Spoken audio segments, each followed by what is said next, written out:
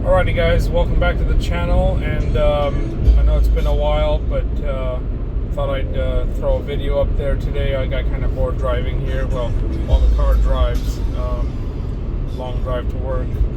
I thought I'd share a few thoughts on the current situation of foldables. So yeah, foldables 2024, Samsung Fold, Google Pixel Fold, different folds, and what I wanted to say was in terms of who wants my money, because apparently some of these companies making foldables really want your money, and some of them, well, they don't really want your money that badly. If they did, they'd work on their deals, right?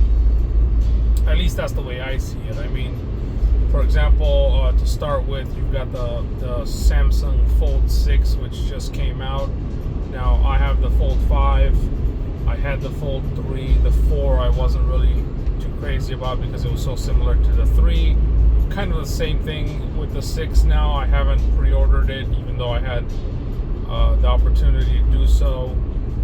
It's so similar to the 5 as far as specs go. Now it does look a little bit different, and I'll admit a little bit better, I think, with the more boxy design. You've seen it, I'm sure.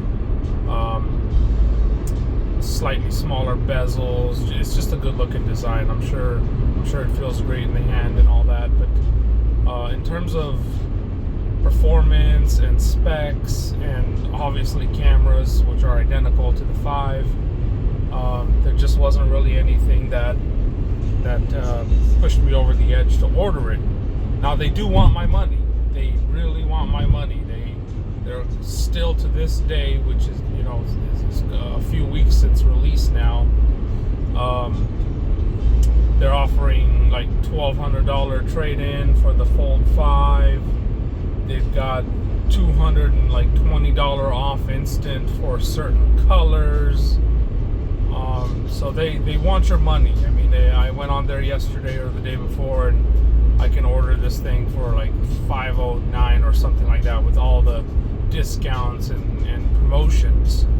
So not a bad deal for a $2,000 phone if you're really interested in getting it, and you think it's going to be so much better than your Fold 5 if you have a Fold 5. If you're going from a totally different phone, then yeah, maybe it makes more sense. Anyway, but Samsung obviously really wants your money. I mean, they're throwing promotions and deals out there. The deal's lasting quite a while. Now this one says it's good until September 2nd or something like that, so it's coming up, but we'll see what happens with that. So like I said, I haven't ordered it because it's just too similar to the 5. Now the Google Pixel 9 Pro Fold, whatever they call it, it's a mouthful. That phone looks honestly amazing. It looks like it could give the Fold 6 a run for its money. Again, because it's different. It looks better. It's a wider form factor on the exterior or the cover screen. It's an overall bigger device. It is much thinner than the Fold 6.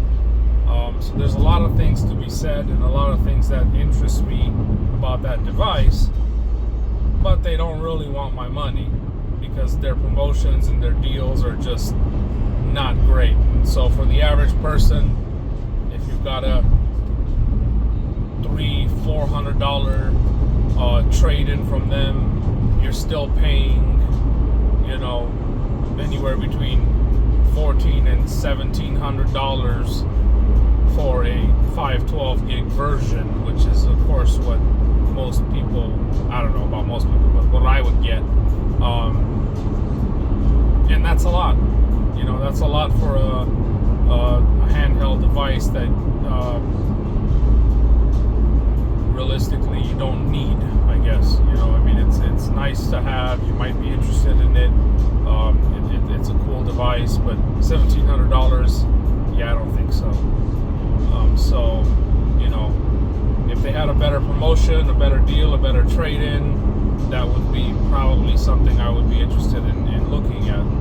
Then you've got the OnePlus Open, which again is a good device, but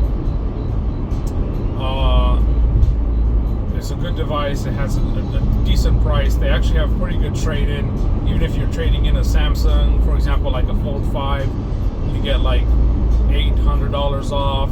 Used to be like $1,000. It just depends on what they're offering at the time. But I haven't looked recently. But they did basically want your money. I mean, the device is priced $100 or $200 less than these other foldables. They had a pretty good trade-in. They had a nice promotion. You could get a keyboard or the OnePlus Buds for listening or calls or whatever. Decent set of headphones from what I hear. Those were included. So pretty good promotion, pretty good device. Obviously one of the favorite devices as far as foldables go. But again, the problem is for me now that device is a year old, and when I'm looking to buy a brand new device, I kind of want a device from this year, you know, like within the last few months, not one from a year ago. Even though the specs haven't changed much and it's probably a great device, there's just something about it. You're ordering this brand new device, but you know it's a year old, so that's a pass. You know, I got to pass on that. And they recently came out with the Crimson Edition, Apex, whatever they call it. All it is just 1 terabyte and some red color on the back. Nothing else really different about it. So, you know, nothing really to rant about there. And then you've got other foldable devices on the market, like from Chinese companies such as Vivo. Their 3 Pro, Fold 3 Pro, amazing device, super thin, you know, great specs, but you know, almost impossible to get stateside. It's, you know, order on eBay, it's $2,020, $2,050, $2,100, and that's a hard pass. You know, it's like a Chinese phone, kind of unknown, I guess. You're not quite sure how well is it going to work on the networks here, what kind of support you're going to have in, you know, Google Play and all that. Again, great looking device, excellent specs, razor thin in my opinion. I've actually held a Fold 3 Pro before. Light, bigger battery, really a lot of things going for it. But $2,000, the only way to get it, like eBay, you know, that's going to be a hard pass for me. So that's basically the state of foldables right now in the US. Now you've got your flips and things like that, and Motor Razor and all those, but those just don't interest me. I'm more interested in the fold type of device, not the flip type of device. And so that's currently where we're at with foldables. Stuck with the Fold 5 for now. There's rumblings, rumors on the interwebs about a Fold 6 Slim coming out next month. So we'll have to wait and see if that happens and what exactly that means.